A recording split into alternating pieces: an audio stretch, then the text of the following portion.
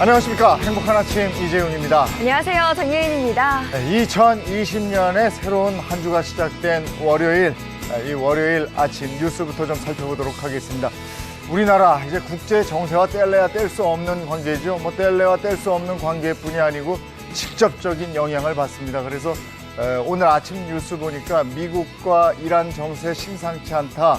전쟁 초읽기라고까지 뉴스에 명시가 되어 있던데 이 미국과 이란과의 관계 눈여겨보셔야 될 것 같고요. 사건, 사고 소식부터 몇 가지 뉴스만 좀 추려보도록 하겠습니다. 클럽에서 무자비한 폭행으로 20대 남성이 숨지는 사고가 있었습니다. 그런데 엘리트 체육인들의 소행이었다. 이게 뭐냐면 태권도 유단자들이 가해자다 이겁니다. 때린 건 맞는데 죽을 줄은 몰랐다. 근데 이들이 이렇게 얘기를 했습니다. 무술인이 지켜야 할 품격과 도리를 무도라 그러죠. 무도라고는 전혀 찾아볼 수 없었던 그런 사건 사고였습니다. 추미애 법무장관이 검찰 고위직 인사를 예고했는데 이미 초안을 청와대에 보냈다 이런 기사가 나왔었는데 청와대에서는 이런 초안을 받은 적 없다 이렇게 얘기를 했습니다. 일단은 이번 주에 있을 검찰 인사권 행사 그 규모에 관심이 증가하고 있습니다. 뭐든지 갑자기 얘기를 하고 갑자기 시행이 되고 이러면 혼란이 있죠. 순기능과 역기능이 다 있고 이렇습니다. 이게 정책이면 더한 걸 텐데 입법 예고된 주택 공급에 관한 규칙 개정안이 그래요. 주택 분양의 우선 공급 1순위 대상 자격을 기존 해당 지역 거주를 최소 1년에서 2년 이상으로 강화한 내용을 담고 있습니다. 다음 달 말부터 시행이 될 예정인데 경기 과천시 등 일부 지자체에서 청약 당첨을 위한 위장 전입 사례가 증가하는 등 부작용이 나타났기 때문이다 이렇습니다. 그런데 갑자기 바꾼 청약 1순위 요건으로 이사를 한 실수요자들이 반발하고 있습니다. 네, 이어서 오늘 날씨 소식 전해드리겠습니다. 오늘은 절기 중 가장 춥다는 소환입니다. 대체 얼마나 추운 거냐 걱정되시죠? 기온별로 자세히 살펴보시면 오늘 아침 기온은 역시나 영하권으로 출발하겠습니다. 하지만 낮 동안에는 기온이 점차 올라서 한낮 최고 기온은 10도 안팎으로 다행히 큰 추위는 없겠습니다. 하지만 오후부터 전국적으로 비 예보가 나와 있는데요. 오전 시간 전라도에서 내리기 시작한 비는 오후 동안 전국 대부분 지역으로 확대가 될 전망입니다. 또 강원 산지에는 눈이 올 것으로 보여서 교통안전에도 유의하셔야겠습니다. 오늘 수도권과 강원 영서, 충청권은 오전 시간 일시적으로 공기질 탁할 것으로 보여지는데요. 그래도 전국적으로 비가 내리면서 오후에는 대부분 해소되겠습니다. 오늘이 절기상 소환입니다. 이 소환 즈음이 겨울에 제일 추울 고맘때인데 네. 오늘 그렇게 춥진 않네요. 네. 네, 월요일입니다. 행복한 아침 지금 시작합니다.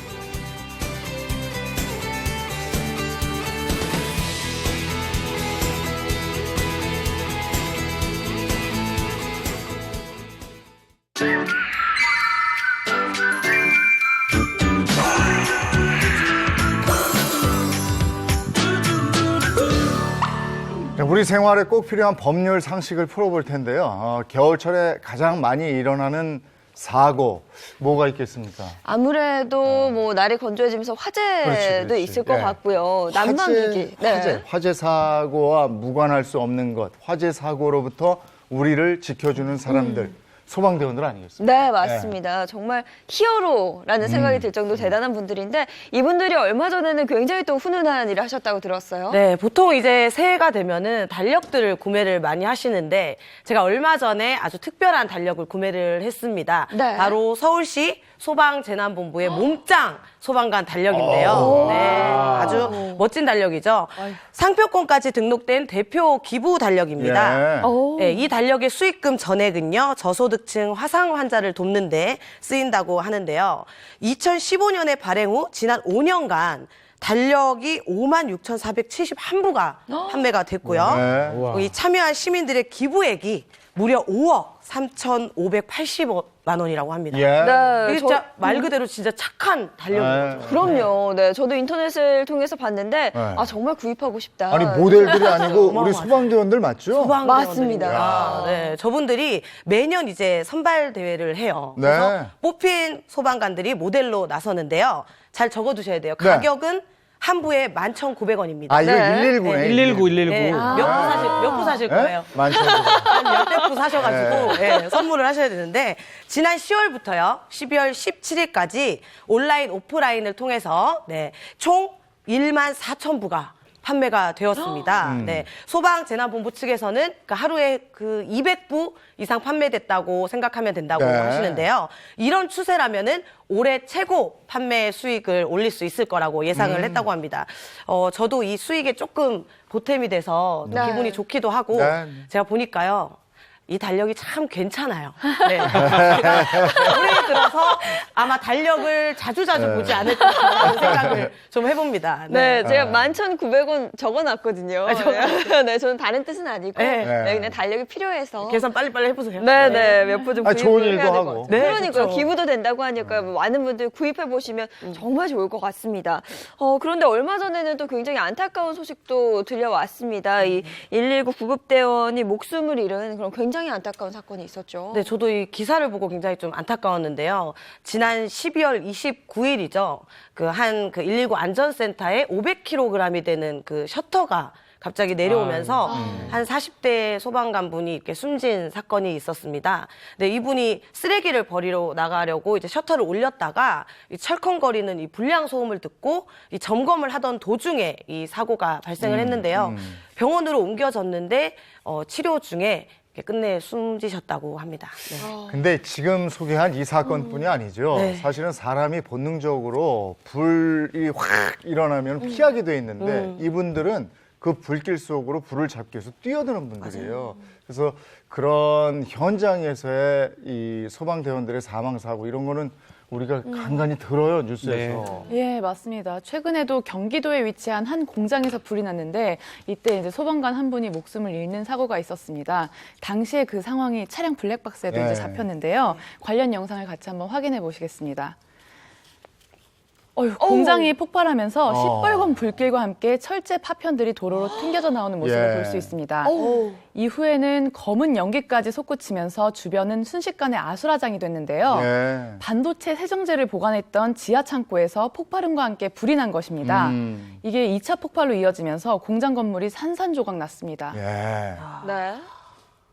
앞에서 뭐 터지는 소리가 가스 터지는 소리가 꽝 하고 나가지고 고개를 들고 보니까는 연기부터 확 올라오더라고. 그래서 불꽃이 같이 확 올라오고 이런 거 그냥 특기들 그냥 막 날아다니고.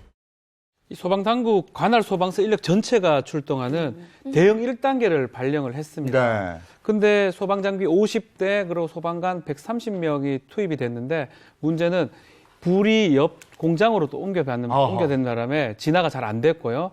안타깝게도 한 분이 이 소방 진압하는 과정에서 숨지게 됐습니다. 네. 2004년부터 15년간 소방관 일을 하면서 두 차례 이 유공 포착을 받은 사람인데 네. 이분이 또 이 화재 진압 과정에서 숨지게 돼서 저도 이 소식 들으면서 너무 안타깝고 네. 좀 힘들고 괴로웠습니다. 그러니까 시민 한 명이라도 좀 더 구하려고 네. 이런 일이 일어나는 것 같은데 이런 소식을 들으면 그러니까 모두가 다 안타깝고 굉장히 슬퍼지는 것 같아요. 네. 우리 모두가 다 같은 마음이 아닐까 싶은데요. 그럼 이렇게 순직을 하시게 되면 보상은 뭐 제대로 되고 있는 건가요? 네, 이렇게 업무 중에 순직한 소방관께는 이제 유족들에게 보상금이 지급이 되고요. 네. 그리고 그 소방관께서 다달이 이제 지급받으셨던 월급의 일정 퍼센트가 유족들에게 연금으로 지급이 됩니다. 그런데 이렇게 열악한 환경 속에서 매년 평균 502명이 소방원이 이제 공무 중에 부상을 입거나 순직을 하는 사고가 발생하는데요. 2014년부터 2018년까지 공무 중에 부상을 입거나 순직한 소방 공무원이 총 2,509명이나 달합니다. 네. 그런데 문제는요. 네. 이렇게 순직이나 공상을 인정받지 못하는 경우가 있어요. 어허. 이런 경우에는 이제 그 공무원 연금공단에다가 네. 그 소송을 제기하는데요. 네. 이런 소송이 매년 10건 정도가 있습니다. 그런데 이 중에서 20% 정도가량만 인정이 되고 있습니다. 이것도 이제 문제인데 이 이유가 뭐냐면요. 공무상 재해다라는 걸 입증할 책임이 소방 공무원 측에 있는 겁니다. 예. 그래서 이제 아무래도 입증하기가 굉장히 어렵잖아요. 입증 책임을 완화하는 법 제정이 필요합니다. 이 가족들에게는 두 번의 아픔을 주는 거네요. 그렇습니다. 예. 뭐 소방관들이 이 화재 진압에만 열심히 하는 게 아닙니다. 화재 예. 진압 말고도 다른 사람의 목숨을 구하는 데 노력을 많이 하고요. 특히 화재 진압을 마치고 돌아오는 과정에서 길가에 쓰러져 있던 심정지 환자를 심폐소생술로 구했던 또 소방관도 지금 있고요. 네. 관련 영상을 한번 볼까요? 쓰러졌어요. 네. 쓰러졌는데 한 여성이 달려서 뭐 심폐소생을 해보지만 네. 의식을 찾지 못하고 당시 옆에 이제 지나가던 화재 진압하고 복귀하던 소방 펌프차입니다. 네. 여기에 소방관이 현장을 목격하고 급히 뛰어옵니다. 이 소방차에 실려 있는 제세동기 이걸로 전기 충격을 여러 차례 준 끝에 시민이 겨우 의식을 회복했습니다. 네. 아우, 다행이네요, 정말. 네. 저렇게 적극적으로 위험에 닥친 시민들을 구조하잖아요. 근데 저런 의식이 그냥 몸에 배 있는 배인 거죠. 네, 일하고 관계없이, 예, 엄마와 그냥 관계없이요. 가는 거예요. 네. 예. 사실 뭐 슈퍼히어로물 영화들 많이 보시잖아요. 보시면 정말 위급한 상황에서 갑자기 누군가 나타나서 시민들을 구해주거든요. 지금 영상에서 보셨다시피 일반 시민들 속에서도 소방대원분들이 네. 숨어 계십니다. 그러면서 우리 시민들을 구해낸 경우도 있다면서요. 네, 맞아요. 고속도로 터널에서 화재가 났습니다. 그래서 그 화물차에서 불이 붙어가지고 굉장히 큰 대형 화재가 될 수 있었는데요. 마침 이때 동료 그 소방관이 사망을 해서 장례식으로 가고 있던 네. 소방관들이 차에 타고 있었어요. 그래서 이 화재 현장을 발견을 하고 방화복도 없이 그 터널 내에 있는 소화전을 찾아다가 이제 20m 가까이 호스를 끌어서 결국에는 화재를 진압하는 그런 아주 멋진 일도 있었습니다. 그러니까 이 사례들이 그냥 네. 소방원들의 의식이 그냥 굉장히 훌륭하다고 볼 수 있는 대단합니다. 네. 뭐 장례식이든 어디든 결혼식을 가든 결혼식 가면 옷을 딱 차려입고 가든 맞아요. 소방관들이 이 태풍 때문에 전복이 됐던 차량에 엄마하고 아이가 있는 걸 보고 바로 가가지고 또 이 소방관들은 차에 응급 구조 키트들이 다 있어요. 그걸 들고 가서 구조를 하고요. 다만 옷은 다 손상을 입겠죠. 네. 그렇게 다 구조하고 나중에 결혼식까지 갔던 그런 예. 소방관들도 있습니다. 아, 멋있다. 음. 가장 멋있는 하객 패션이었을 것 같아요, 사실. 그러니까요. 하객이든 네. 왜 이렇게 왔느냐 하면 엄마하고 아들 구하다가 이렇게 왔다 이렇게 얘기를 했다고 합니다. 다행이라고 합니다. 네, 저도 그래서 얼마 전에 아주 훈훈한 기사를 하나 봤는데요. 이 소방대원들이 이제 퇴근 후에 저녁 식사를 하다가 그 상가에서 불이 난 거예요. 그래서 그냥 사복 차림으로 1층 소화전에 가서 소화기로 다 불을 진화를 하고요. 또 그 손님들을 다 대피를 시켜서 결국 이제 큰 사고를 막았는데 그것도 주변에 가던 분들께 또 119에 신고를 해달라고 또 얘기를 했고 또 동료들한테 전화를 해서 근처에서 식사하던 분들이 함께 오셔서 또 진화 이야. 작업을 했다고 합니다. 네. 네. 우리는 근무 시간 아니면 근무 안 하는 거잖아요.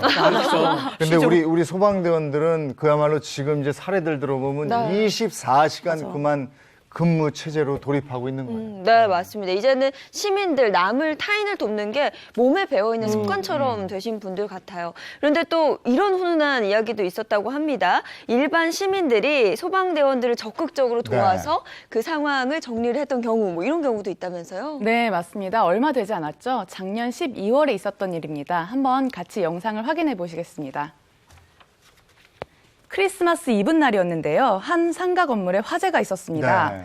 도로에 불법 주차된 차 때문에 진입을 못하고 있는데 그때 옆에 있었던 시민들이 나타나서 다 같이 번쩍 차량을 차를 옮겼습니다. 들어요. 차를 옮겨. 예, 그래서 소방차가 바로 진입을 해서 불을 네. 진화할 수가 있었는데요.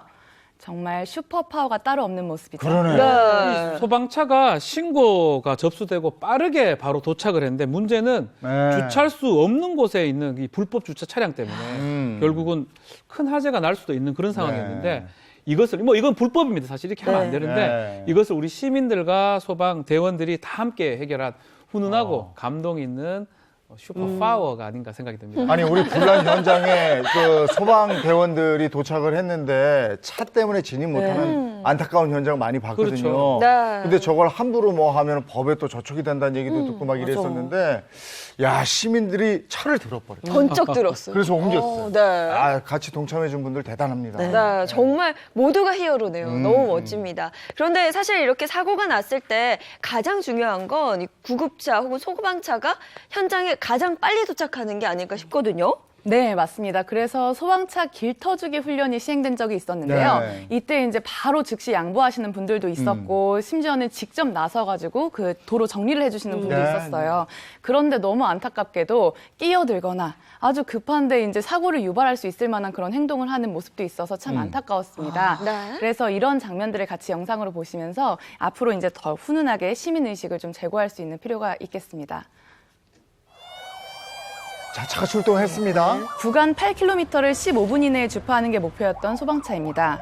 그런데 곧바로 정체 구간이 나타나는데요. 주변 차량에 우회전 방송을 합니다.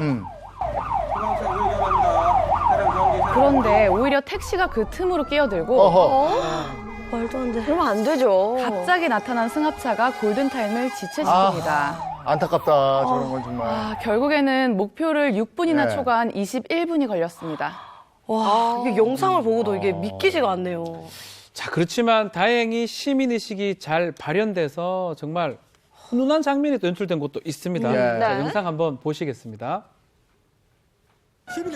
자, 정체 구간이 있었습니다. 그때 보면 앞에 시내버스도 지금 보이고, 자, 운전 기사가 지금 보이죠, 시내버스? 네. 직접 이제 운전기사 나옵니다. 직접 몸을 내밀고 네. 수신호 지금 합니다. 길을 좀 터주자라고 얘기를 하고 저렇게요. 네. 저렇게 하면서 소방대원들한테는 진짜 1분 1초가 소중하잖아요. 아유, 그럼요. 맞습니다. 가장 반가운 모습입니다. 저런 모습이. 아, 저렇게 먼저 내가 나서서 소방차 길터지기를 도와주는 모습도 봤고요. 사실 뭐 구급차도 그렇고 소방차도 그렇고 내 가족이라고 생각하면 운전자들이 이렇게 끼어들 수 없거든요. 1분 1초가 소중한 골든타임 반드시 좀 지켜줘야 될 것 같습니다. 근데 요즘에는 많이들 차가 이렇게 구급차들이 맞아요. 오면은 싹 터져주긴 비켜줍니다. 하더라고요. 비켜줘야 네. 되고. 근데 더 황당한 게 있습니다. 이 소방관들 또 소방대원들은 정말 쉬는 날 없이 매일 뭐 불을 끄거나 응급 상황 네. 대처하기 위해서 하는데 문제가 하나 있습니다. 황당한 일이 있어요. 음. 누가 소방서 앞에 소방차가 나가는 그 곳에 불법 주차를 해놓은 겁니다. 주차를 한 거예요? 119 소방안전복지사업단이 SNS를 통해서 이거를 내놨는데 야, 이 보고도 믿기 어렵죠. 저건 정말 말이 안 되네요. 말이 안 됩니다, 이거는. 개인 사고도 아니고. 저러면 안 되죠. 저러면 안 되죠. 아니 저거는 네. 정말 생각 같아서는 저 번호판 공개해야 될 것 같아요. 해야 될 거. 그러니까요. 네. 어떻게 저럴 수가 있나요? 예, 일부 아주 극히 몰지각한 시민의 이런 행동 때문에 네. 소방관들이 굉장히 큰 불편을 갖고 있는데요. 이제 화재로 급하게 나가야 되면 지금 이 차량을 견인하는 과정에서 파손이 또 생길 수가 있어요. 그래서 또 이제 기물 파손이다, 뭐 변상금을 물어내라 이렇게 시끄러운 일들이 생기는데 이럴 때 동료 소방관들이 이제 십시일반으로 돈을 모아서 네. 물어주는 일까지 있다고 합니다. 말도 안 돼. 아니, 제가 지금 쭉 듣기로는 또 알고 있기로는 오히려 돈을 더 들여서 네.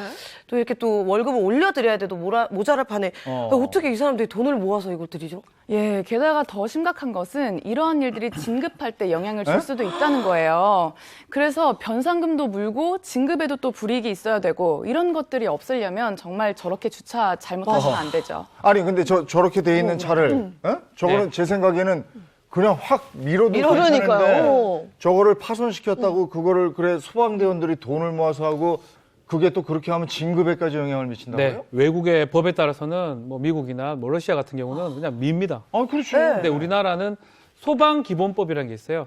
소방 활동을 하면서 시민이나 뭐 국민들한테 피해를 끼쳤을 때 이걸 손해를 보상하도록 돼 있거든요. 그래요? 이 법 규정 때문에 사실은 문제가 발생할 수가 있고요. 최근에 그 소방관들 다 국가공무원직으로 바뀌었어요. 네. 그만큼 처우를 좀 해주려고 바꿔놨는데 이 부분도 좀 법안이 좀 필요하지 않을까. 특히 불법적인 요소에 대해서는 좀 강하게 음. 대처할 수 있는 법안이 필요한 상황이 아닌가 그렇게 생각이 좀 와, 듭니다. 진짜 마음 놓고 불을 끌 수도 없는 그렇죠. 상황이 되는 건데 네. 그럼 이런 경우는 어떻게 돼요? 사실 1초가 시급한 상황이잖아요. 그러니까 제한 속도를 위반해서 과속을 하게 되는 경우 정말 현실적으로 아니었으면 좋겠지만 과태료가 부과가 되나요? 그건 아니겠지. 아니라고 설마요. 했어. 네, 저도 말씀드리기가 뭐한데 실제로 이런 소방관 분들이 과태료 부과 통지서를 받는 경우가 받아요. 있습니다. 다만 도로교통법상에는 긴급 자동차라고 해서 소방차, 구급차, 경찰차 이제 이런 차들은 과속이라든지 중앙선을 침범하는 일이 있을 수 있잖아요. 면책되도록 하고 있습니다. 하지만 문제가 뭐냐면 과도한 행정 업무를 처리해야 된다는 건데요. 사실 불을 끄기에만도 급급한데 지금 이제 이렇게 면책을 받으려면 출동 지령서, 근무 일지 이런 서류들 이제 최소한 4가지 종류를 제출을 해야 하하. 이 과태료 통지서에서 면책이 될 수 있습니다. 아니, 딴 것보다도 너무하네요. 이제 요즘에는 점점 더 위급한 사건, 사고들이 많은데 거기에 출동하는 소방관 구급대원들한테는 그냥 내가 편하고 안심할 수 있게 출동해서 일하는 게 무엇보다도 필요할 텐데 그런 게 안 되고 있네요. 그러니까 제도적인 뒷받침이 지금 무엇보다도 필요할 것 같고 얼마 전에도 큰 화재 있었잖아요. 네, 맞습니다. 서울의 한 아파트에서 큰 불이 나서 주민 수십 명이 대피하는 일이 있었습니다. 이 영상도 한번 같이 보시지요. 아파트 창문에서 시커먼 연기가 뿜어져 나옵니다. 안에 있던 주민들이 소방대원의 부축을 받으면서 나오는데요. 네. 불은 1시간 만에 꺼졌지만 76세 김모 씨 등 6명이 연기를 들이마셔서 병원으로 옮겨졌고 주민 20여 명이 긴급 대피했습니다. 네, 겨울철이 되면 뭐 네. 지금 영상 보시는 것도 마찬가지지만 유독 화재 사건 사고 소식들이 많이 들리는 것 같아요. 건조하기도 하고요. 또 중요한 거는 난방용품을 많이 사용하기 때문입니다. 예, 예. 뭐 난로라든지 히터 같은 게 사용이 많아지고요. 특히 가장 문제가 전기장판 같은 거예요. 아. 이 전기장판 맞아요. 같은 용품은 사용 빈도가 너무 높기 때문에 이것을 통해서 화재가 많이 일어나니까 이거 좀 주의를 해야 되겠습니다. 네. 예, 그리고 전기 매트나 이제 난로 같은 경우에는 화재에 위험할 수 있다라는 걸 저희가 인식할 수가 있는데요. 이 외에도 흔히 사용하는 찜질기라든지 심지어는 유아동 겨울 의류 이런 곳에서도 겨울철 이제 화재 위험에 취약하다고 해서 네. 이런 우려 제품 99종이 리콜이 됐습니다. 해당 제품은 저번 달 13일부터 제품 안전정보센터에서 확인이 가능합니다. 그러니까 이제 좀 이거 체크를 하셔가지고 취약하다, 화재 우려가 있다라는 제품들은 리콜도 적극적으로 신청을 예. 하시고 네. 구매하실 때도 주의하시기를 부탁드립니다. 네, 이 부분은 저희가 좀 자세히 살펴봐야 될 것 같아서요. 판넬로도 준비를 했어요. 네. 난방기기가 아닌 이렇게라도 불이 난다. 황당한 화재 사고입니다. 네, 제가 황당한 화재 사고를 좀 준비해봤는데 네. 퀴즈로 내드리도록 하겠습니다. 먼저 첫 번째 퀴즈입니다. 집안에서 갑자기 땡땡이 폭발해서 화재가 났다고 합니다. 가스지, 가스. 땡땡이 뭘까요? 가스 폭발? 가스? 가스. 네. 너무 흔한 건 또 퀴즈로 내지 않죠. 바로 전동 우와. 스쿠터입니다. 네, 요즘 타고 다니는 그죠? 그거. 많이들 사용을 하시는데요. 관련 영상 한번 보도록 하겠습니다. 네, 지금 집안은 시커멓게 타버린 상태인데요. 소방대원들이 연신 물을 뿌리고 있습니다. 밤 10시 45분쯤 한 아파트 14층에서 불이 났는데요. 네. 거실에서 충전 중이던 전동 스쿠터 배터리에서 그러니까 이상한 소리가 나서 전원을 끄려던 순간 폭발음과 함께 불길이 번진 겁니다. 일가족 3명은 발코니로 대피를 했지만 불길이 출입문을 막으면서 하마터면 굉장히 큰 사고로 이어질 뻔했다고 합니다. 네. 네. 소리가 타닥타닥 하면서 뭔가 우당탕탕 소리만 나고 저희들은 그냥 죽어서 내려갔어요. 아니, 전동 스쿠터에서 저렇게 불이 날 수 있군요. 그 배터리 뭐 이런 관계인가요? 네, 전동 스쿠터나 그 킥보드에는 리튬 배터리가 들어있습니다. 네, 네. 그런데 여기에는 가연성 가스가 들어있는데요. 이게 폭발 위험이 있는 겁니다. 그래서 화재를 막기 위해서는 보호 회로가 내장된 그 안전 인증 제품을 꼭 사용해야 되고요. 네. 그리고 배터리의 외형이 변형이 되거나 조금 이상한 냄새가 난다 싶으면 새 배터리로 교체하셔야 합니다. 네, 저 주변에도 요즘은 자동차 타지 않고 전동 스쿠터로 출퇴근하는 분들 네. 굉장히 많거든요. 꼭 한번 배터리 체크해 보셔야 될 것 같습니다. 두 번째 한번 보겠습니다. 네, 두 번째는 이것을 잡으려다가 불이 난 상황입니다. 네, 이것이 무엇일까요? 전기값을 혹시 잡으려다가 전기값이 많이 나오니까 그걸 잡으려다가. 전기를 좀 절약하려고 다른 뭘 하다가 촛불 불났다는 폈다거나. 거 아닌가? 저는 뭐 집에서 뭐 잡나 해서 순간 모기를 떠올렸는데 아니, 겨울에 겨울철이니까 무슨 모기는 아닐 것 같고 뭐 곤충 자. 벌레 쪽인가? 정답을 공개하도록 하겠습니다. 정말 웃지 못할 사고였는데 빈대를 잡으려다가 불이 난 아파트입니다. 아 진짜 그 빈대요? 네, 초가상가. 빈대. 아니 뭐 빈대 잡으려다 초가상간 다 그러니까요. 태운다 이런 어. 얘기도 있는데 진짜 빈대예요? 그렇죠. 정말 빈대입니다. 이게 미국에서 일어난 사건인데요. 네. 한 남성분이 잠을 자다가 이제 빈대 때문에 굉장히 괴로웠다 그래요.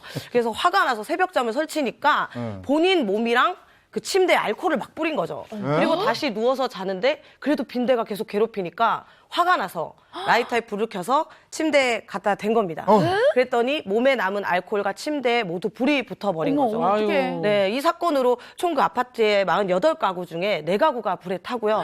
또 5명이 좀 크게 다쳤다고요. 야 이거 너무 황당한 사고네. 너무 그러니까요. 네, 화를 좀 누그러뜨려야 되는데 네. 진짜 화 때문에 불이 난 알코올을 그런 상황이죠. 뿌리고 어떻게 빈대 잡겠다고 불을 질러요. 아유. 본인이 뿌린 걸 깜빡했나요? 깜빡했겠죠. 그렇지 않고서야 네. 뭐 잊은 것 같아요. 오, 네. 너무 황당한 사고고 네. 세 번째 한번 보겠습니다. 마지막 퀴즈입니다.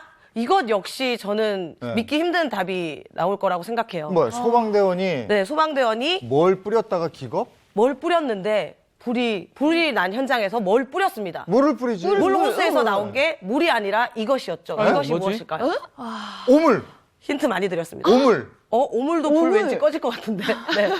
오물도 아니 좋아요. 물을 해야 되는데 오물이 나오면 황당하죠. 그 안에서 뭔가 이상하게 나왔다는 거잖아요. 그쵸. 호스에서. 말도 안 되는 게 나왔습니다. 뭐가 나와? 정답은 아유, 연료가 나왔습니다. 이런 휘발유 뭐 이런 거? 그렇죠. 연료가 나온 거죠. 이거 뭐 네. 불났는데 부채질 한다고 불 났는데 막 더 뿌리가지고 불 더 나게 만드는 키운 거죠. 그 아니 어떻게 격이네요. 기름을 뿌리는 사고가 날 수 있지? 와. 이건 역시 미국에서 일어난 사건인데요. 이 소방대원들이 항공기 화재 훈련을 하고 있었다 그래요. 그래서 그 항공기 그 사이즈의 그 조형물을 불을 피워서 두고 그걸 빨리 물호스로 꺼서 그 안에 승객들을 빨리 안전하게 대피시키는 그런 훈련을 네. 했다고 하는데 그때 이제 물호스를 가져서 뿌렸는데 거기서 물이 아니라 제트 연료가 나왔다고 합니다. 아니 어떻게 그런 아유. 일이 있지? 그럴 수가 있어요? 근데 이 제트 연료가 네. 발열량이 많고 그럼. 연소성이 뛰어나서 네. 이게 하마터면 굉장히 큰 사고로 번지게 되거든요. 네. 근데 저도 궁금해요. 그 안에 물이 아니라 왜 제트 연료가 들어있었는지. 예, 제가 알아보니까 이때 물하고 기름하고 분리하는 그 호스에 네. 문제가 있었다고 해요.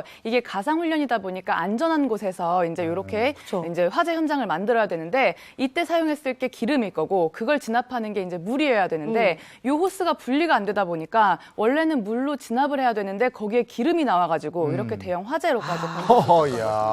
진짜 황당하다. 소방대원이 네. 불을 네. 뿌려고 물을 뿌리는데 그 물이 아니고 기름. 네. 야 이게 두 개 다 미국에서 있었다. 미국에서 있었던 일이네요. 야. 네, 황당하죠. 네. 우리는 이런 황당한 일이 없길. 네. 근데 누가 내 집에 불이 났으면 하고 바라는 사람이 어디 있겠습니까? 맞아요. 근데 순간의 실수건 뭐 부주의건 불이 난단 말이에요. 근데 우리 집에 불 나는 것도 참 이게 당황스럽고 황당한데 옆집으로 이게 옮겨 붙으면 맞아. 이것도 어떻게 수습을 해야 되느냐 이거예요. 네. 옆집도 옆집이고 네. 사실 또 전셋집에 사는 사람도 본인 집이 아닌 거잖아요. 맞아요. 이런 사례로 또 이제 고민하고 계시는 분이 계셔서 그 사연을 제가 말씀을 드리겠습니다. 네. 이분은 이제 그 새로 이사를 왔어요. 전세를 마련했는데 실수로 불이 나게 됐는데 집주인이 그 보증금뿐만 아니라 피해금도 다 배타라라고 해서 굉장히 고민에 빠졌다고 하거든요. 네. 그 사연을 제가 읽어보도록 하겠습니다. 네, 들려주시죠. 안녕하세요. 저는 전세를 살고 있는 40살 주부입니다. 얼마 전 집에서 난방용품 히터를 끄지 않고 외출했다가 이것이 큰 불이 되어 주택 건물 전체를 다 태운 다음에 진화가 되었는데요. 문제는 건물주의 주인이 보증금은 돌려줄 수 없고 또 건물 화재로 인한 피해를 제가 책임을 져야 된다며 수억 원대의 금액을 책임지라고 소송을 한 겁니다. 네. 저는 집이라는 것도 지금 잃었고 전 재산도 다 잃었어요. 또 당장 갈 데도 없고요. 보증금은 당연히 없습니다. 거기에 수억 원대의 빚까지 떠안을 것 같은데 우리 가족은 이제 어떻게 해야 할까요? 아이고. 라고. 네. 정말 갑갑한 상황이죠. 네, 그러네요. 네, 그러니까 이게 집도 잃었는데 건물 전체에 대한 책임까지 지어야 되는 상황이거든요. 거기다가 집주인이 이렇게 소송을 걸게 되면 어떻게 해야 되는 거예요? 예, 굉장히 안타까운 사건인데요. 이런 경우에는 어쨌든 난방용품의 그 히터, 자기가 전원을 끄지 않았다는 명백한 과실이 있어요. 그렇다 보니까 아예 책임을 면책하기가 아주 쉽지는 않겠는데요. 일단은 소송으로 가게 되면 손해배상 같은 경우는 그 손해의 전범위로 인정이 되는 것이 아니라 일부는 책임이 제한이 됩니다. 그래서 이런 소송의 경우에는 만약에 저라면 이럴 것 같아요. 그 난방용품의 히터를 내가 끄진 않았지만 혹시라도 안전상의 결함이 있어서 이게 더 큰 화재로 번졌다. 만약에 그렇게 한다면 그 용품의 제조업자에서도 일부는 책임을 또 져야 될 수도 있는 것이거든요. 네. 근데 어쨌거나 이 사건은 본인께서 과실이 너무 크기 때문에 만약에 다른 화재보험이라든지 세입자용 보험들도 있거든요. 가입이 안 됐다면 일단은 손해배상 책임 자체를 면할 수는 없겠습니다. 근데 이분은 안 돼 있는 것 같죠? 이게 네. 사연 보내는 걸 안 돼 봐서 안 돼 있는 것 있죠. 같아요. 네. 근데 그러면 제가 좀 의아한 게 일부러 낸 그렇죠. 불이 아니란 말이죠. 네. 실수인데도 이렇게 되면 예를 들어서 제가 그 오수진 변호사님 댁에 놀러 갔다가 네. 실수로 불을 내게 되면 제가 또 이게 법적인 처벌을 받게 되는 거예요. 이게 만약에 일부러 불을 냈으면 현주건조물 방화죄라고 큰 범죄가 됩니다. 그럼. 네. 징역도 가능한 네. 중대한 범죄가 되고 그게 아니고 실수로 모르고 불을 냈다면 실화죄가 성립합니다. 1,500만 원 이하의 벌금에 처할 수 있는 그런 범죄인데 문제는 고의든 실수든 간에 화재가 발생하면 그 화재에 대해서 손해배상 책임은 공이 져야 됩니다. 그렇기 때문에 혹시라도 모르고 불을 냈다 하더라도 집주인이 손해배상을 해달라고 요청을 하면 손해배상을 해야 되는 상황도 생길 수가 있을 것 같습니다. 근데 아까 이제 그 전세 살고 있는 분이 화재보험을 혹시 든 게 있다면 거기서 좀 이렇게 할 수 있는 거잖아요. 보험으로. 그렇죠. 근데 집주인이 만약에 이제 보험을 들어놨어요. 그렇죠. 그래서 그걸로 해결을 하는 거면 그러면 세입자도 거기서 혜택을 같이 볼 수 있는 거 아닙니까? 일정 층수 이상의 아파트는 화재보험에 가입되도록 되는 그런 아파트도 네, 있습니다. 만약 집주인이 화재보험에 가입이 돼 있다면 그 보상에 대해서 보험회사가 화재보험으로 보험금을 주는데 네. 문제는 과실이 있다면 보험회사가 이 불을 낸 세입자나 그 임차인한테 손해배상, 구상을 청구를 할 수가 있어요. 예. 그렇다면 그 구상을 청구하는 과정에서 손해를 또 볼 수가 있습니다. 뭐 안 할 수도 있겠지만 보험회사에서 너무나 이 세입자 잘못한 게 크다 그러면 예. 그 소송을 통해서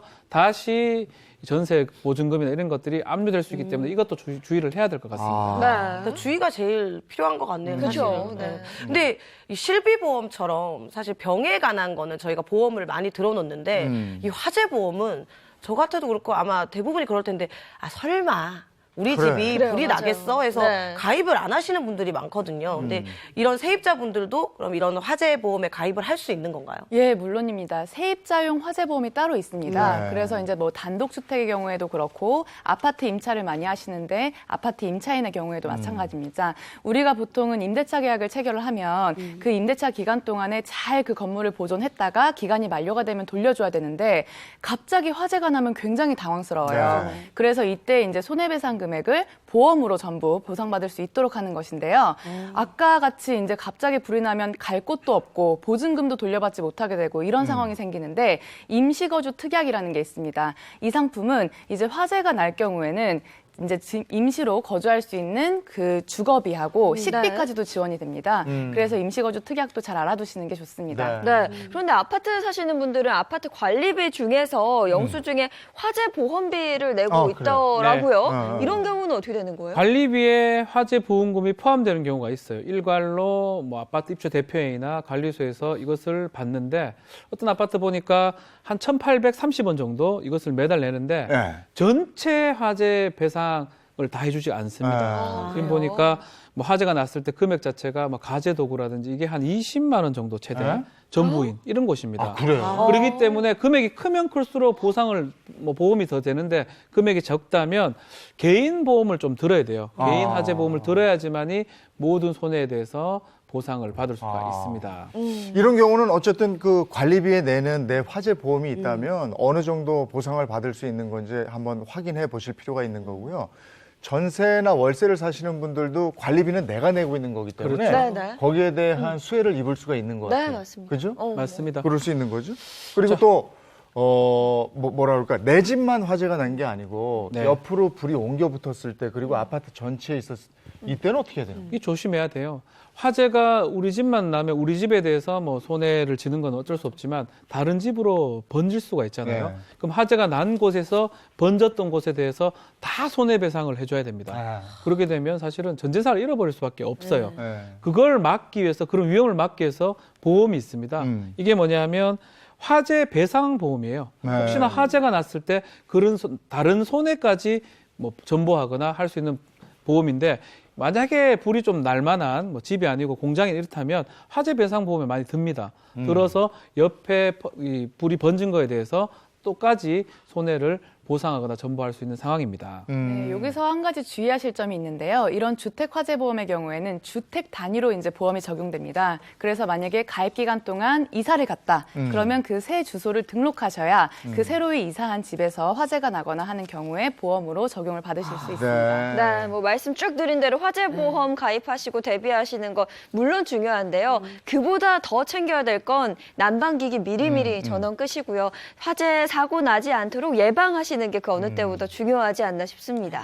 집에 화재보험 들었어요? 저는 들어있어요. 아, 네, 그래요? 네, 네. 저는 없어요. 저도 없어요. 아, 그래요? 네. 근데 이게 화재보험이 아주 비싼 것 같지는 않더라고요. 근데 혹시 모르니까 오늘 얘기 들어보니까 네. 이게 아무것도 대비가 안 돼 있으면 전 재산을 날릴 수 있는 상황이 되는 거잖아요. 네. 한번 생각해 보시기 바랍니다. 비싸지 않았던 것 같아요. 제가 이렇게 보니까. 자, 이번에는 다른 얘기를 좀 나누도록 하겠습니다. 1월에 지금 이제 설 명절이 1월에 있어요. 네, 맞습니다. 근데 명절을 앞두고 보면요, 명절을 없애달라는 국민청원이 또 막 들어올 정도로 거기에 대한 부담을 느끼는 분들이 많다고 그래요. 네, 굉장히 많으시죠. 그래서 명절 증후군이란 말 많이 들어보셨을 텐데요. 이제는 명절 이혼이라는 표현까지 생겨났다고 합니다. 정말로 이 시기에 가족들끼리 법적인 분쟁이 유독 더 많이 일어난다, 이런 이야기 들었었거든요. 그렇죠. 이제 저와는 좀 먼 얘기인데, 이제 제 주변 지인들은 다 결혼을 했잖아요. 그래서 명절에 이제 시월드를 다녀온단 말이에요. 그 갔다 오면 애들이 막 입이 너무 나와 있고 불평불만을 쏟아내는데, 저는 들으면 너무 가고 싶어요. 시월드는 약간 미지의 세계라고 해야 되나? 그래서 나는 진짜 자유이용권 끊고 가고 싶다 이러면 애들이 나는 무료 개장에도 안 가. 야간 개장은 더 싫어. 이렇게 얘기를 하더라고요. 근데 이게 진짜 흔한 일이 아닌 것 같아요. 그럴 수 있나 봐. 거기가 미지의 세계니까 자꾸 가고 싶은 거지. 시어머니랑 결혼하고 싶어서. 정말 실제로 그렇습니다. 그 고부 갈등뿐만 아니라 요즘에는 장서 갈등도 굉장히 많은데요. 예. 결국에는 고부 갈등을 겪게 될 경우에는 그 사이에서 중재하는 아들이 너무 고통스럽고 장서 갈등의 경우에는 이제 그 아내분이 너무 고통스러운 그런 현상이 발생하고 있습니다. 실제로도 대법원 통계에 따르면 그 명절 직후에 있는 그 이혼 소송이 11%나 더 증가하는 그런 추세인데요. 여러분 좀 놀라우실 수도 있어요. 하루에 접수되는 이혼 건수가 290건 정도입니다. 그런데 설날 이후 이제 접수된 건이 하루에 650건을 넘습니다. 2배가 넘겠네요. 예, 실제로도 이제 제가 저희 사무실에서도 명절이 지나고 나면 이제 득달같이 연락이 많이 와요. 네. 그래서 이제 이혼하고 싶다, 시어머니를 또 손해배상 청구할 수가 있냐, 뭐 남편을 상대로 이혼 소송 제기하고 싶다, 그리고 그 반대도 많은데요. 더 중요한 것은 이게 실제로도 이혼 판결까지 가는 경우가 굉장히 그래요. 많아요. 명절 때 이혼을 결심하는 그런 계기가 되는 경우가 아주 많다는 네. 것입니다. 명절이 뭐 변호사 업계는 좀 대목입니다. 그래요. 그 정도. 그래요? 상담이 많이 들어오기 때문에. 그리고 상속 분쟁도 많이 들어옵니다. 명절에 가서 내가 일군 재산인데 자식들끼리 싸우는 모습 보면 부모가 우라가 치민다는 경우도 많고요. 이렇게 그냥 결혼하지 않을 때는 문제가 없는데, 결혼을 하게 되면 사위도 있고요, 며느리도 있고, 더 바람을 넣습니다. 우리도 받아야 되는 거 아니냐. 그러다 보니까 상속 분쟁도 명절 직후에 많이 일어납니다. 그래요. 자, 그러면 명절에 있을지도 모르는 그런 법적 분쟁, 다툼, 여기에 대해서 좀 하나하나 알아보도록 하겠습니다. 네, 좀 자세히 짚어드릴게요. 먼저 제 왼쪽을 보시면 명절 가족 분쟁이었는데 이것 때문에 이런 일이 발생을 했대요. 보세요. 동서에 땡땡을 키워라. 이건 뭘까요?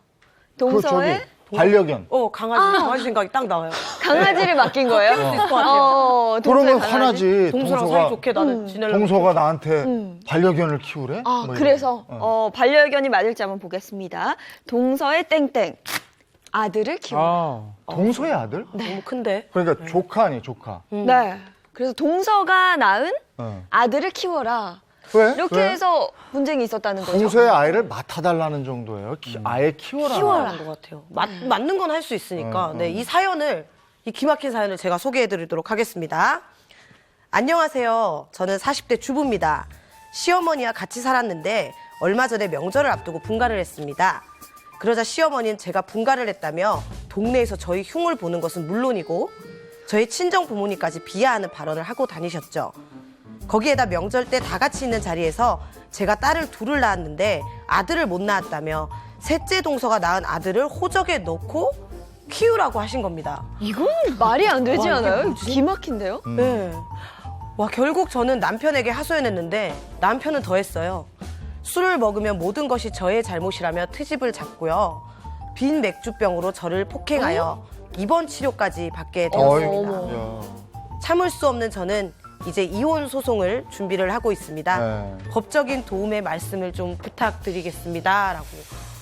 와, 이게 말이 아니 근데 이게 예전에는 말이죠. 네. 그 장손이 그렇죠. 아들이 없어.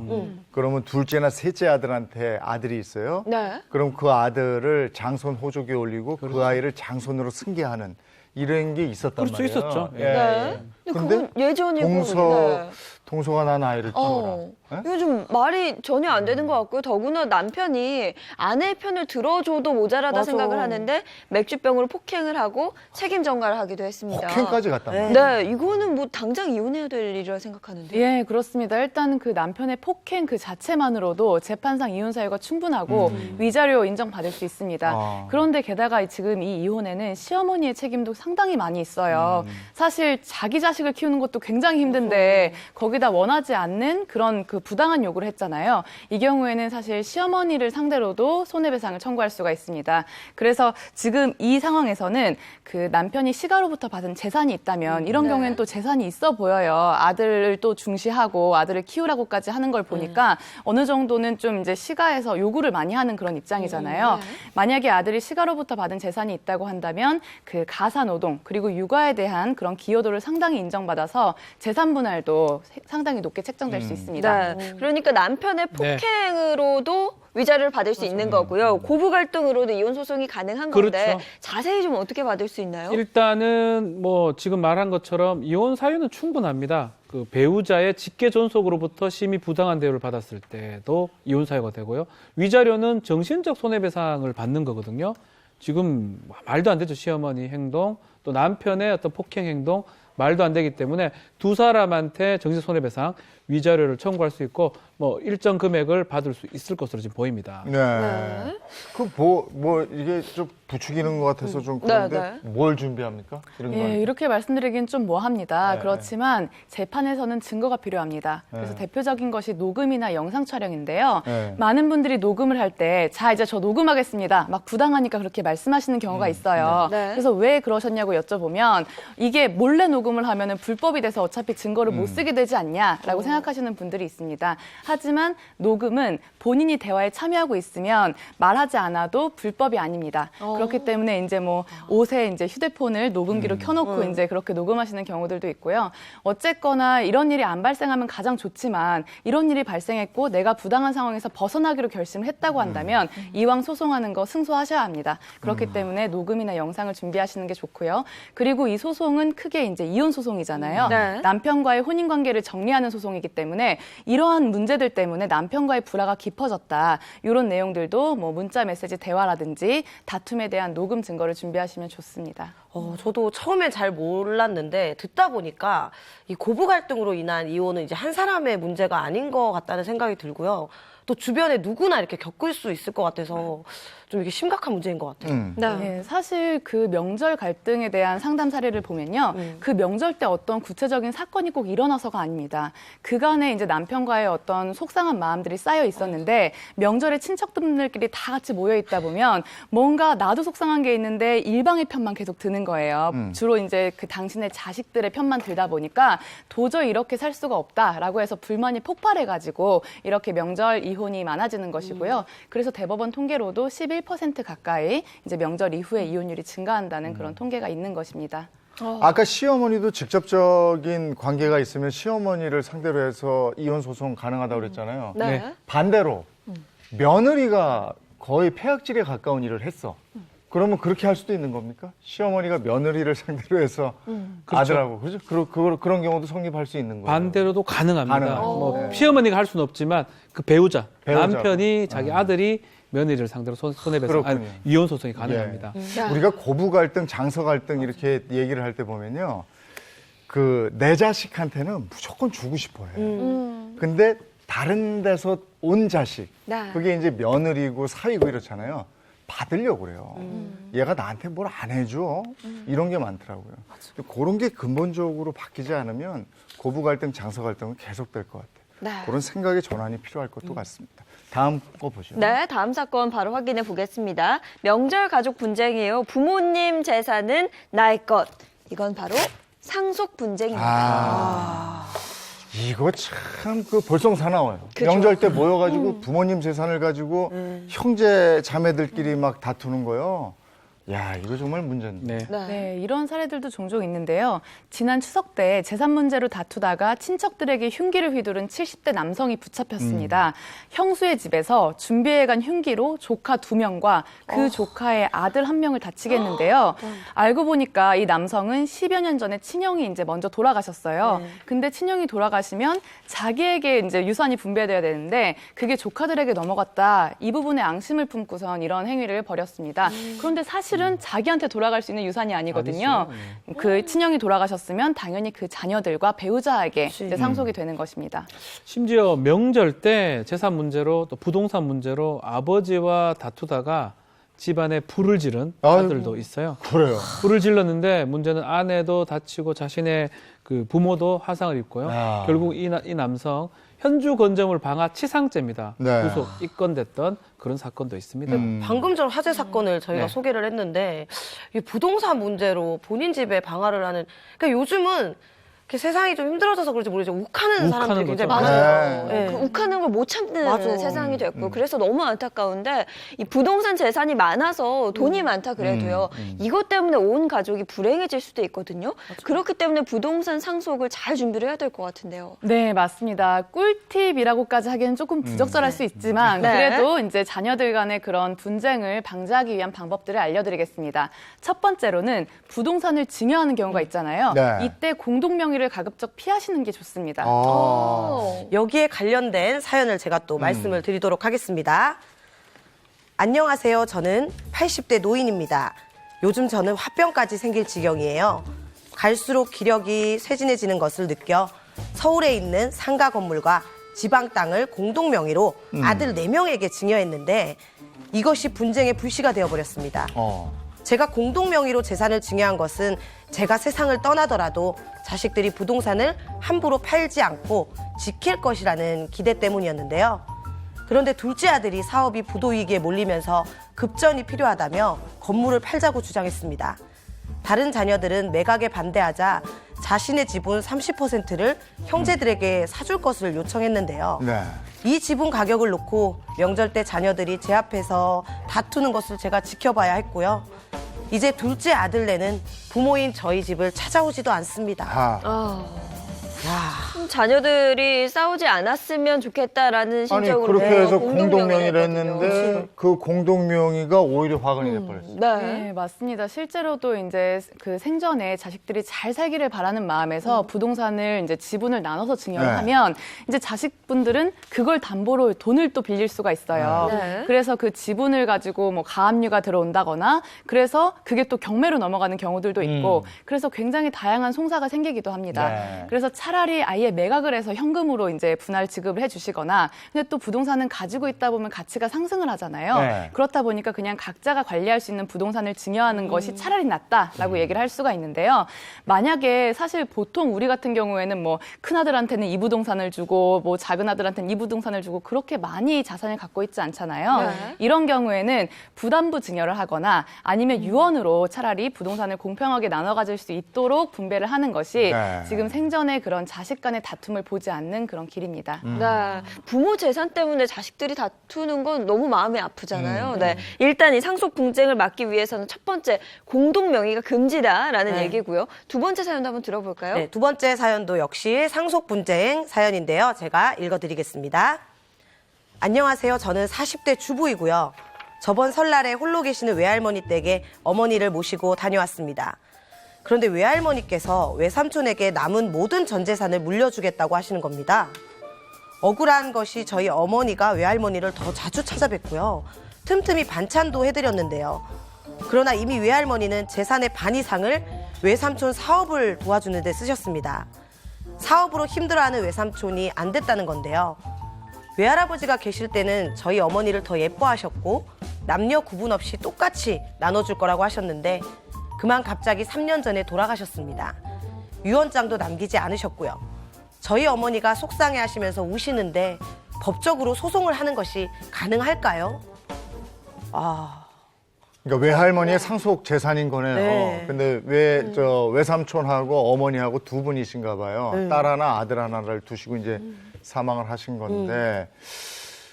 이게 예전에는 장자 상속 뭐 이랬습니다만은 요즘에는 이렇게 공평하게 상속하지 않나요? 네, 아직도 그 장남이니까 더 많이 받아야 되지 않냐 이런 문의를 하시는 분들이 계시는데 형제 그리고 뭐 남매 간의 상속 비율은 다 균분입니다. 그래서 1대1이고요.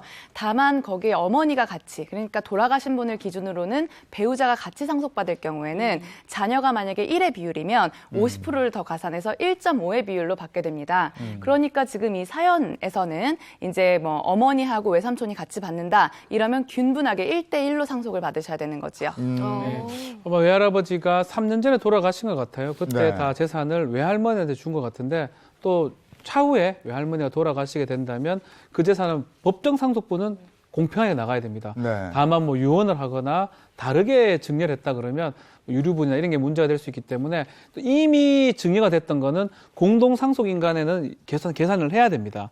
그래서 이미 사업자금으로 외삼촌이 많이 받았다면 이 부분까지 계산해서 상속 재산을 또 새롭게 산정을 해야 될 것 같습니다. 네. 그리고 민법상으로는 또 기여분이라는 제도가 있는데요. 네. 특별한 부양을 하거나 요양 간호를 한 경우 또는 이제 모시고 산 경우에는 다른 형제들보다 더 특별히 그 돌아가시는 분을 잘 모셨다는 점에서 기여분이 인정이 됩니다.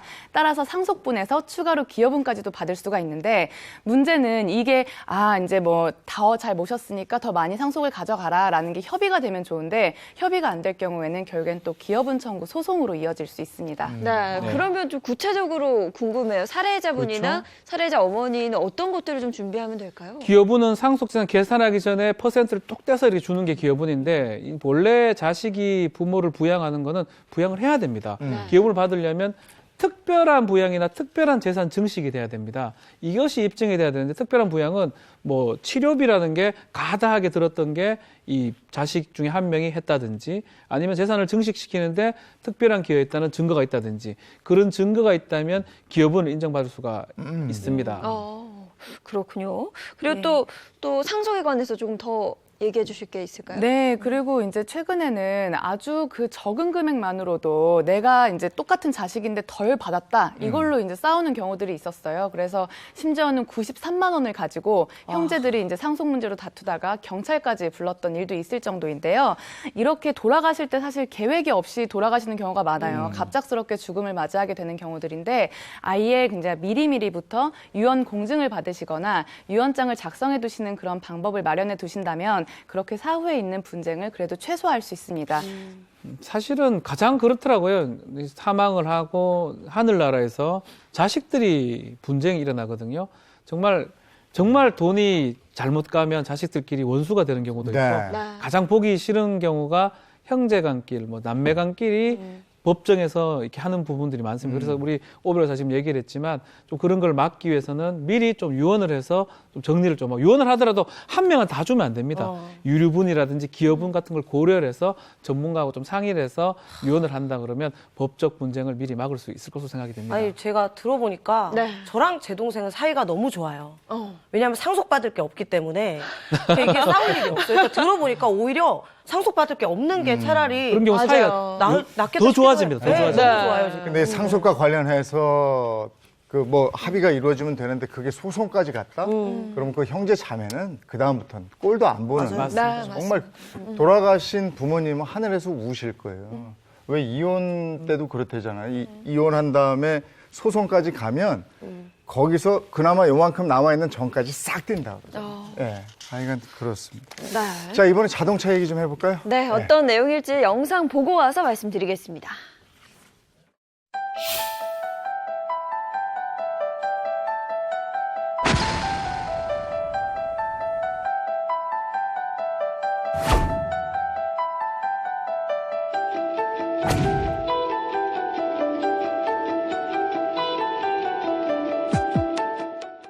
이게 운전사고 중에 가장 크게 처벌받는 게 뺑소니 사고입니다. 네, 맞습니다. 얼마 전 청주에서도 뺑소니로 인한 사망사고가 있었죠. 이에 대해 이야기 좀 듣고 싶은데요.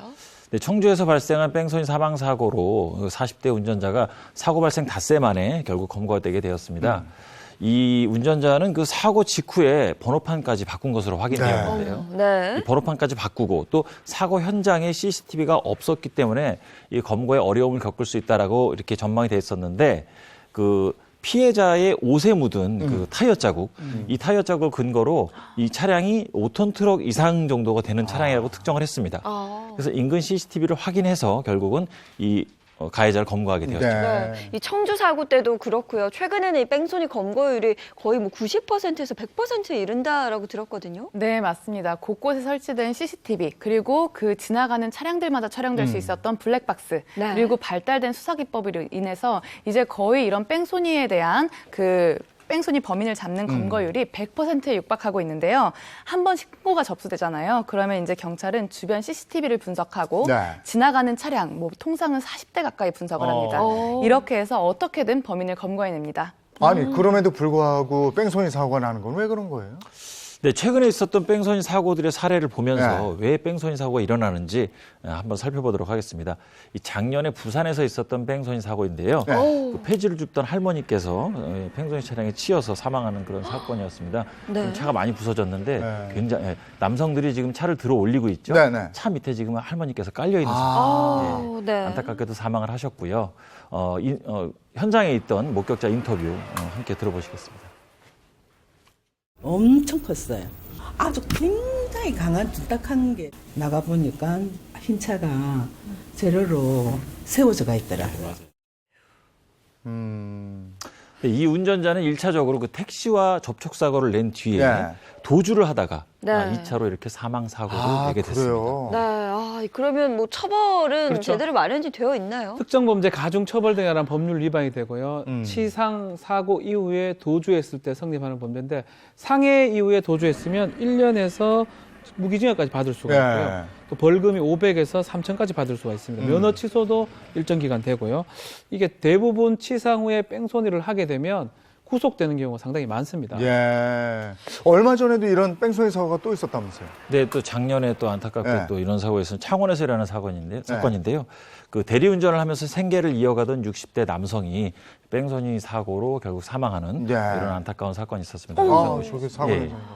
지금 굉장히 빠르게 와서 예. 부딪히고 차가 돌 정도로 저렇게 네. 빠르게 진행을 했는데 운전자가 이제 사고 장소로 다가오죠. 네. 살피다가 결국엔 또 저렇게 돌아갑니다. 아하. 예, 저대로 바로 이제 뺑소니를 하는 상황이 됐는데요. 네. 이 횡단보도를 건너던 행인 2명을 친 뒤 네. 저렇게 달아난 것이죠. 아. 이 사고로 60대 남성 1명이 숨지고 네. 함께 있던 50대 남성도 하반신이 골절되는 중상을 입었습니다. 그럼 저 운전자는 검거된 거죠? 네, 검거됐습니다. 사고 이틀 뒤에 자수했습니다. 아. 이 남성은 무면허인 상태에서 지인 명의로 차량을 빌려서 운전했다가 이렇게 사고를 벌인 것으로 확인됐습니다. 네. 무면허인데 뺑소니 사고를 냈고요. 심지어 도로를 보행하던 보행자 2명을 치고도 그냥 아무 대처 없이 도망을 쳤다는 거네요. 이 뺑소니 사고의 원인 중에 그 하나가 이 무면허 또는 또 뭐 음주운전 이렇게 운전을 하면 안 되는 상태에서 운전을 했다가 사고가 났을 경우 이럴 때 판단력이 흐려지는 바람에 또 뺑소니를 하게 되는 뭐 이런 경우들이 많습니다. 네. 최근에 또 서울 한복판에서는 이런 일도 있었습니다. 이 만취 상태에서 네. 운전을 하다가 버스와 택시를 들이받고 달아난 남성이 검거되었는데요. 지금 네. 보시면 빨간불인데도 진행을 하다가 결국 버스와 이렇게 부딪혀가지고 아유. 사고가 나죠. 이 후에도 계속 이제 도주를 하게 됩니다. 이 남성이 그 블랙박스 영상인데요. 블랙박스에 나는 잘못이 없다. 네. 버스가 잘못한 거다라고 횡설수설을 하면서 결국 이제 쫓아오던 순찰차 때문에 택시를 또 들이받고 저렇게 현장에서 검거가 되는 저런 사건이 있었습니다. 아니 저건 뭐 횡설수설 했다는 거는 뭐예요? 정신이 그만큼 없었다는 거예요? 뭐 또 술 먹었나? 예, 음주를 했고 심지어 네. 동승자까지 네. 있었던 네. 상황이었습니다. 이게 면허 취소 수준이 훨씬 웃돕니다. 0.201, 뭐 많지도 보통 많지 그랬어요? 네. 네. 0.201 알코올 농도니까 네. 사실은 거의 뭐 정신없는 상태에서 운전했다고 보면 될 것 그렇죠. 같습니다. 아니 근데 얼마 전에 또 이런 사고도 있었대요. 아버지가 뭐 무면허로 네. 그 뭐 음주운전을 했나 봐요. 어. 근데 아들이 본인이 했다고 뭐 이렇게 이런 것도 안 되는 거잖아요. 네, 안 네. 되죠. 네. 작년 그 11월 달에 전남 여수에서 있었던 예. 사건인데요. 이 승용차가 경운기를 들이받고 그 경운기에 있던 50대 남성이 사망해서 뺑소니 사고가 일어났습니다. 네. 그런데 현장에 출동한 경찰에게 내가 운전을 했다라고 진술한 30대가 있었고 네. 그분이 결국 불구속 입건이 됐습니다. 그런데 사고 발생 엿새 만에 그 차량의 그 운전자의 아버지가 와서 사실은 아들이 운전한 게 아니라 내가 운전을 한 것이다라고 진술을 해서 상황이 반전되는 이런 사건이었죠. 그러니까 아버지가 아들이 아니라 내가 했다. 이렇게 이야기를 한 거네요. 네, 맞습니다. 자기가 낸 사고로 인해서 아들까지 처벌받는 것을 두려워해서 네. 자수를 했는데요. 네. 지금 이 아버지는 음주운전을 해서 네. 집행유예를 선고받고 면허가 취소된 상태였어요. 네. 근데 이런 상태에서 운전을 했고 네. 때마침에 근처에 이제 아들이 이 사고를 목격을 했다고 합니다. 네. 그래서 아버지가 이제 무거운 처벌을 받을까 봐 네. 걱정해서 내가 운전했다라고 아들이 얘기했던 건데요. 이거를 어떻게 봐야 되나요? 네. 이거를 효심이라고 봐야 되나 어떻게 해야 되나 모르겠는데 아들도 어떻게 보면 또 처벌받잖아요. 그렇죠. 네. 범인을 숨겨주거나 범인을 감춘 거예요. 범인 네. 은닉죄, 범인 도피죄가 성립하는데 다만 우리 형법에는요. 이런 아들하고 아버지가 범인을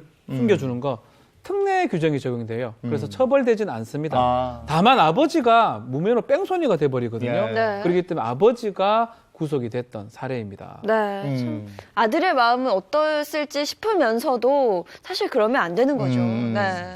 근데 요즘 뺑소니 사고 중에 나도 모르게 그 뺑소니의 그 범죄자 네네. 이를테면 나도 모르게. 그렇게 될 수 있다 이런 건 뭐예요? 보통은 연락처를 주고 받고 또 연락처를 남기면 된다라고 이렇게들 생각을 하시는데 이런 사고도 있었습니다. 이 주차돼 있던 차를 이면도로였습니다. 주차돼 있던 차를 들이받고 그 차량에 이제 운전자가 없으니까 네. 내 차를 세워두고 내 연락처를 메모를 했고 네. 그 다음에 그 자리를 이탈을 했습니다. 그런데 이게 뺑소니 사고로 처벌을 받는 그런 경우가 있었습니다. 제가 알기로는 연락처를 두고 가지 않으면 뺑소니가 된다고는 배웠는데 네. 연락처를 두고 왔는데 뺑소니가 됐어요? 예, 이 경우에는 연락처를 뒀지만 차량을 두고 간 거예요. 근데 네. 이면도로라고 했죠. 네. 다른 차들이 통행하는데 굉장히 방해가 됐었던 상황입니다. 그래서 대법원은 이렇게 다른 교통의 원활한 그런 통행을 방해한 책임이 있다라고 해서 징역 2년에 죄송합니다. 징역 6개월에 집행유예 2년 그리고 사회봉사 40시간을 명했습니다. 근데 저는 모르겠어요. 뺑소니라고 그러면은 인사사고에 네. 해당된다고 생각했거든요. 그렇죠. 네. 접촉사고 이후에도 도망갔을 때 도로교통법상의 손기호 도주죄가 성립할 수 있고요. 단순 인사사고가 아니고 뭐 경적 같은 거 눌려가지고 막 놀라서 넘어지는 경우 이런 경우도 본인이 사고를 제공했기 때문에 민사사고 될 수 있고요. 이때도 만약에 도망을 가게 되면 뺑소니 책임을 질 수가 있습니다. 경적을 울렸는데 누군가 놀라서 넘어졌어요. 그러면 실제로 차량과 보행자 부딪힌 게 아닌데도 뺑소니가 될 수 있다. 네, 그런 사실 거예요? 경적만으로 상해죄를 인정하는 것은 약간 인과관계에 문제가 있을 수는 있는데요. 어쨌든 본인의 잘못으로 인해서 누군가가 상해를 입었다고 생각을 하면 즉시 운행을 멈추고 그리고 연락처를 알려주고 경찰에 신고까지 하는 것이 가장 좋습니다. 만약에 이렇게 하지 않고 상해 혐의가 인정이 되는데 조치를 안 했을 경우에는 가중처벌이 되는데요. 1년 이상의 징역 또는 500만 원 이상 3천만 원 이하의 벌금형으로 처벌될 수 있습니다. 네. 또 그 외에 뭐가 있습니까? 신원을 밝히지 않으면 안 되고요. 그리고 잘못 밝히는 경우도 있어요. 딴 거 얘기하는 경우도 안 되고요. 안 다쳤으니 가락해서 그거를 믿고 갔을 때도 뺑소니가 될 수 있다는 점. 하여튼 되게 유의를 해야 됩니다. 네, 알겠습니다. 여기까지 하겠습니다. 고맙습니다. 고맙습니다. 감사합니다. 이번 겨울에 춥질 않아서 각 지자체 행사까지 뒤로 막 연기되고 이랬다고 그랬는데 오늘 소환인데도 안 추운 거 보니까 아주 실감하겠어요. 네, 맞습니다. 그래도 감기 걸리면은 겨울은 겨울이 오래 가더라고요. 건강 잘 챙기셔야겠습니다. 저희는 내일 아침 8시 더 알찬 내용으로 돌아오겠습니다. 네, 행복한 아침, 행복한 하루 되십시오. 고맙습니다. 고맙습니다.